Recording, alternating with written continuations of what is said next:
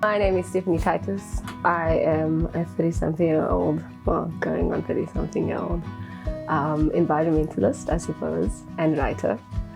I'd like to call myself a photographer one day. Yeah, my work with See the Bigger Picture is in the position of the Director of Communications.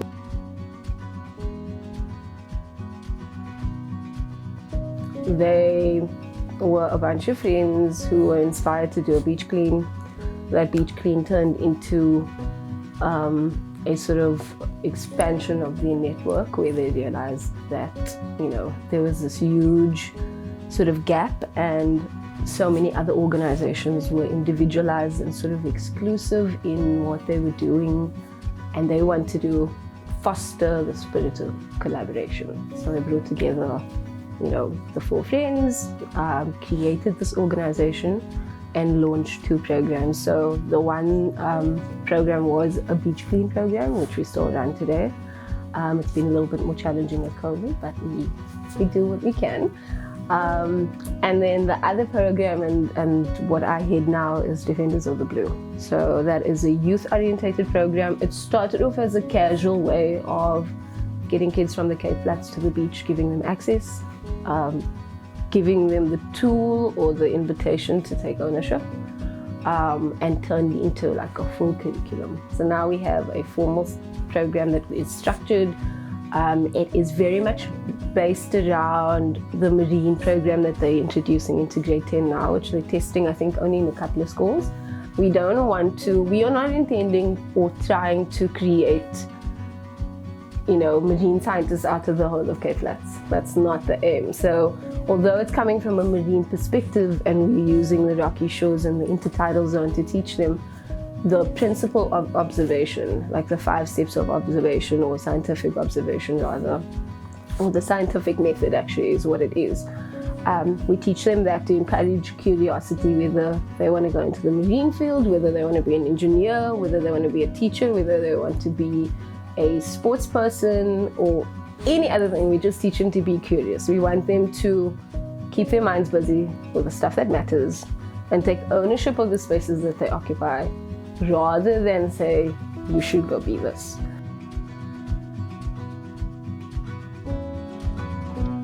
So I started a blog around maybe 2016, 2017. I called it Salt and Petal.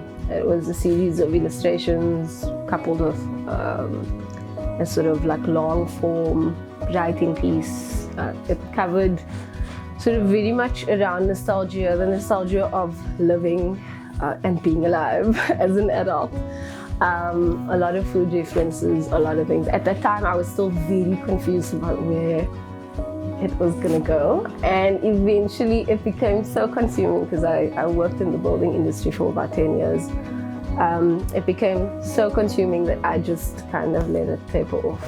And when I relaunched my efforts, so to say, without that name, I had to choose a business name, and so I kept Salt and Petal. And salt is obviously in reference to food, while petal is in reference to nature. So I've been very privileged to come from a really old school family. We grew up with lots of animals. We were really tactile. I had a really tactile childhood, and that nostalgia has been so valuable for me now in learning to move with empathy, being open to things, not being dependent on technology to work and feel useful and be creative, although that is becoming such a huge thing, inherently. But when I started cooking again during lockdown, it was a huge time of reflection for me last year, and I was heading towards leaving the company that I was working for. I was actually pushed out,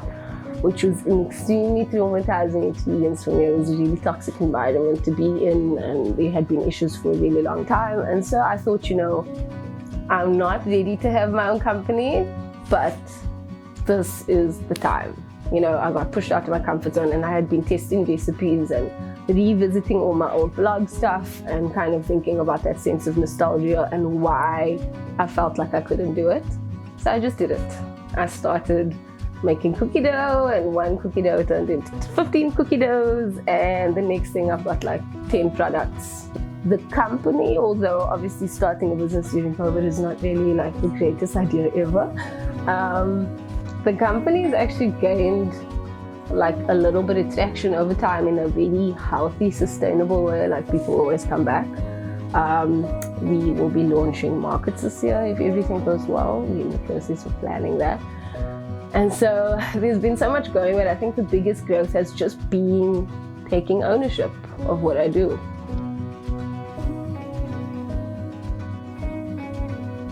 I'm a huge believer in not using the word empowerment of others. You can only empower yourself. You already have everything that you need. You've got the skills, you've got the talent, you've got the God-given right to do whatever it is that you feel you want to and can do. You have the right to make the mistakes and go through the creative process. And so for me, empowerment is really just a form and a very necessary and healthy form of self-reflection and finding the things that you know you have to get the things that you want. And that is often very challenging, but really worth it because it's tough. It's tough to even look inside yourself and be like, these are my limitations and they're made by me. If I take away all the constructs, from society and everywhere else and the oppressive nature of our country and the oppressive nature of just being a woman, being born a woman is a disadvantage, or it has until now been a disadvantage. How do we turn it into an advantage? That's empowerment. Taking ownership of just where you are. You don't need to change the world, but you can change yourself.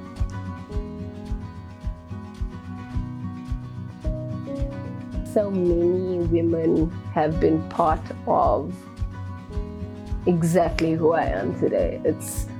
Yes, men have been there as well, but I think women have a unique resilience that men just biologically don't have. They haven't had to have it. And so I think if they had to, and maybe they need to start building that resilience now because we're taking over.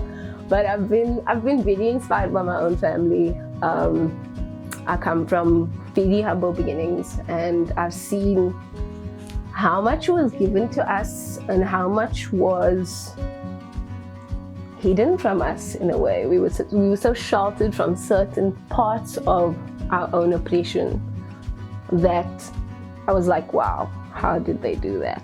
And it was through the quiet tears and the hard work and the resilience when we didn't even know there were problems were being solved. And so when I look at my grandmother and the life that she's had, when I think of my mother and her time as a single mother and how she provided for me, I have no idea how she did it. I can't answer you. I don't think she could even answer, but it's something so deep inside you. It's a determination. It's a love language on its own. It's just not something that can ever be deciphered. And so I take a lot of my spiritual and emotional guidance from the women that I've had the privilege of, having reared me as a child, and then in my early adulthood. My great-grandmother, who's no longer with us, my aunt, who was a prayer warrior of note. Wow, this woman could pray. She could pray you into another dimension. We lost her not too long ago, and I think that's been a huge point of growth as well, to start understanding what female legacy is. On a sort of non-familial scale, I'd have to say my co-director, let's see the bigger picture, which is Tash Kraus. I've never seen someone so professional, determined, relentless, and creative, and really loving and accepting. It absolutely blows my mind how much she can do and how versatile she is and how she constantly moves with compassion. Eva Chen, who is an Asian editor in America, she actually reached out to me like 10 years ago to do a nail tutorial, because I always used to post about my nails. At the time I was going through a little painting phase, and she was the first, I think she's the first editor-in-chief of a major magazine in the Vogue, you know, the fashion drama things. She did amazing work, and she has this amazing family that she just somehow manages to balance. Again, that work ethic and humanity thing living side by side, where she does not pretend to have 100% of everything. She just finds a balance. And then there are so many female photographers that have absolutely inspired me and given me courage to share my own work. One of them is Helen Wall, who takes the most beautiful, ethereal underwater photos, and she writes these short, funny little captions that absolutely crack your soul up. Like, you cannot be not happy, you know, you can't be unhappy reading what she writes. She has a way of connecting with people through these like abstract little sea creatures and making you remember who you are, you know, and who other people in your life, you start seeing them in those characters. And so I've been really inspired by lots of photographers, writers, you know, humans in different ways. And I'm really lucky to not be able to list all the women that inspire me, because there really are so many.